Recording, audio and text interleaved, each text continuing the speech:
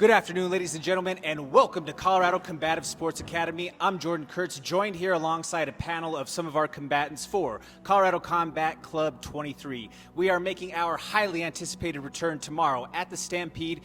Doors are going to be cracking at noon. First fight's at 1. Make sure that you check out the action, 2430 South Havana Street. Again, I'm joined here with a few of our combatants for the card tomorrow. Want to ask the questions to them out there and just kind of get a little bit more promotion out there and help funnel this card and help them get this little bit of angst off before we get into the thick of things here.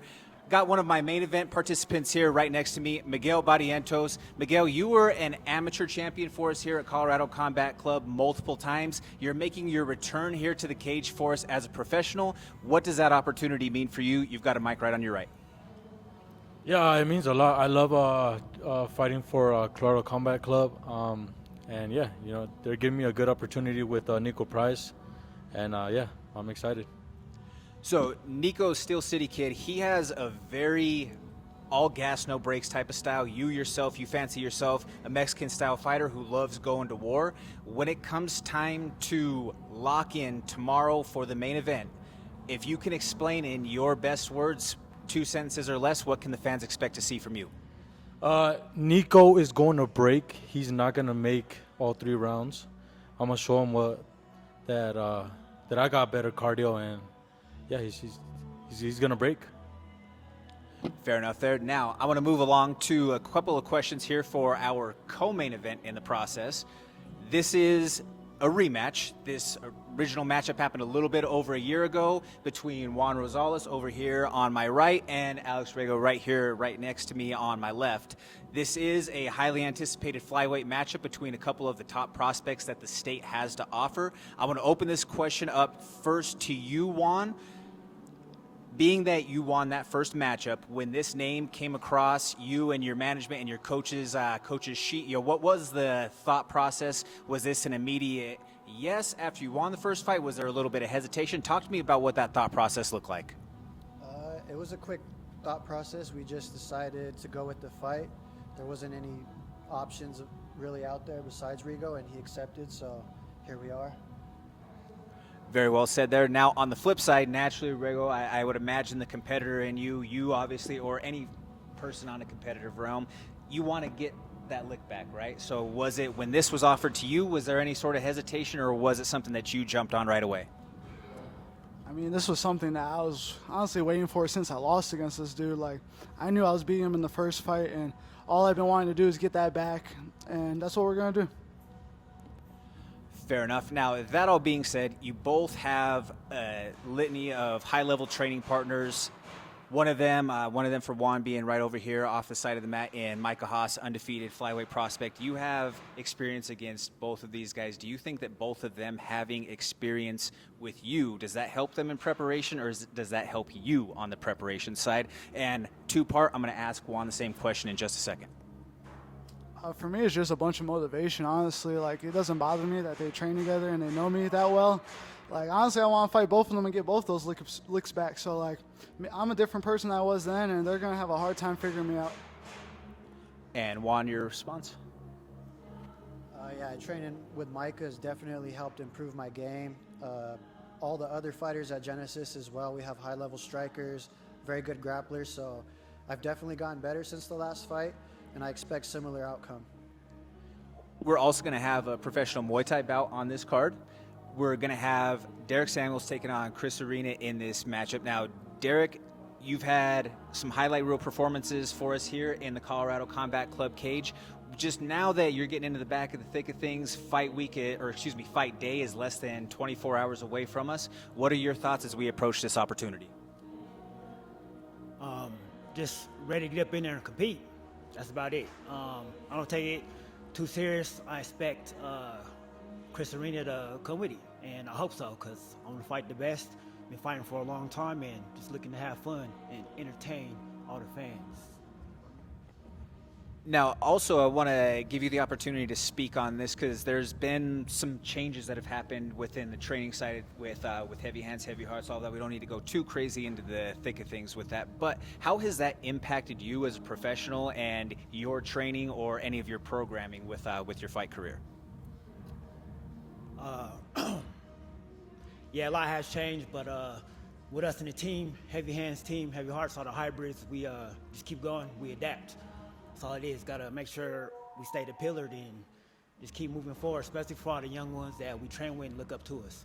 So with all that said, free La Mama, however, we got to just keep moving forward and keep it up. Because again, we are a pillar for the young generation, straight up. Keep them off the streets, let's get up in here and fighting.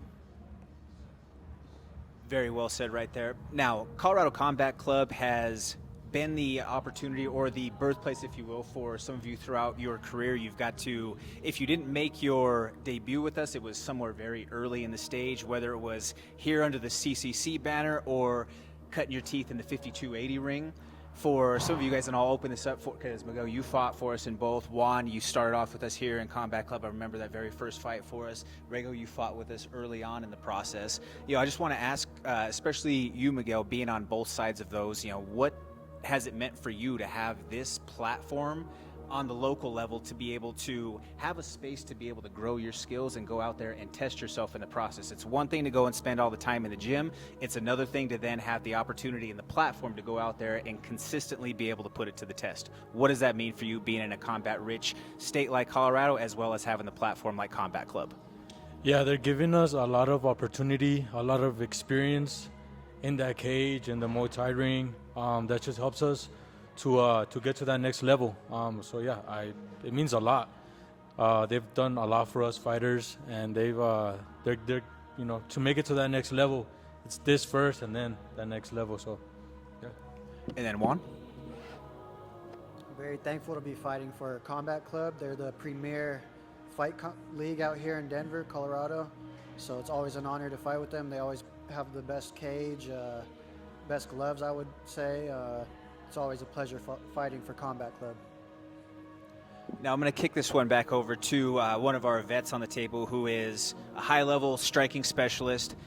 Derek, I just want to ask you, in terms of, through the years, how have you been able to maintain this high level of consistency through time? I mean, we know combat sports is not friendly to our bodies through the years. How have you been able to maintain this high level of performance all the way throughout this time? All right, for everybody that check this out, you got to be delusional, straight up. I was told when I hit 25, I'm going to feel it. I was told when I hit 30, I'm going to feel it. I was told when I hit 35, I'm going to feel it. I'm 40 years old now. We train every day when we move forward. Don't let oldness get to you. Keep training, keep focused, meditate, and just believe in yourself. Just like everyone here. Like, we here. We're here for everyone else that's want to come up after us. Let's do it. Like, I'll keep the microphone down with you there. This is just one last one for me before we open it up for a couple out there if we have them. I want to ask you guys, now that we've wrapped up weigh-ins officially, what is the first thing that you are going to go eat right now? Me? And we'll just run it down the line. I can't even decide that. Anything in my way, I'm about to eat. Anything, man, straight up. I don't know. Fair I'll enough. get my hands on real quick. Reggie? I mean, the best things I can. Steak and shrimp. You know what's happening. There we go. A little surf and turf. Some Italian, some pasta Alfredo. Same thing as him, probably at the same place. Fair enough. There you have it right there, ladies and gentlemen. There is that's the first meal that these guys are going to have once they leave from Colorado Combative Sports here. Is there anybody out here in the field that has a question that you want to ask for anybody on the panel? Yes, so I got one for Zakai right over here. Let's see. Just run and grab it right quick. Can we just get like a couple fight predictions from everybody? Yeah, What they so think of the fight? yeah, run it down as far as that goes. So what he wants from you is, how do you predict that your fight is going to run? I predict the fight is going to be a fight. Excitement, probably fast-paced. My opponent, Chris Arena, I heard he just moves forward, so I'm excited for that. Just excitement, entertainment for y'all. As always, I'm trying to put the best fight of the night on. I'm going to get a finish. Nico Price is not making it to the end. He's going to break. I finish this fight however I decide to, wherever I decide to. Anyone else?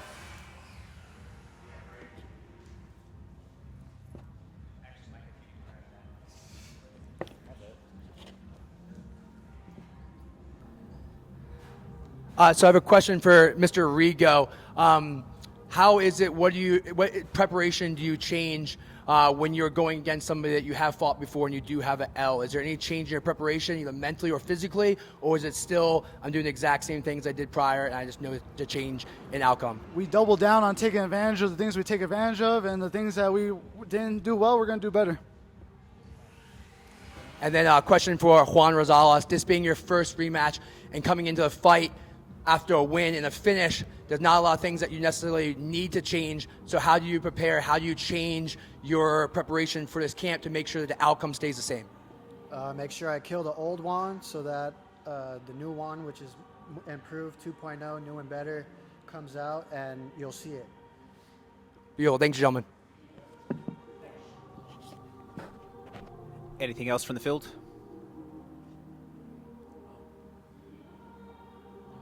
All right, ladies and gentlemen, well, right there, that wraps it up for our Colorado Combat Club 23 post-weigh-ins press conference here. Make sure that you tune in tomorrow. We have the pay-per-view link that is live. If you have the opportunity to come and check us out in person, please do so at the Stampede. That is going to be at 2430 South Havana Street. It's on Hampton as soon as it hits that curve and turns into Havana, the All-American town. It is the perfect venue to come and check out some fights. There is not a bad seat in the house. I'm your voice of the Colorado Combat Club Octagon. I'm Jordan Kurtz. I'm going to be joined alongside tomorrow on the call with the Armenian Nightmare, Art Petrosian. Make sure that you check us out. Again, we love all of your support, and thank you for tuning in along with us. We cannot do what we do without your support, so thank you, and we will see you tomorrow.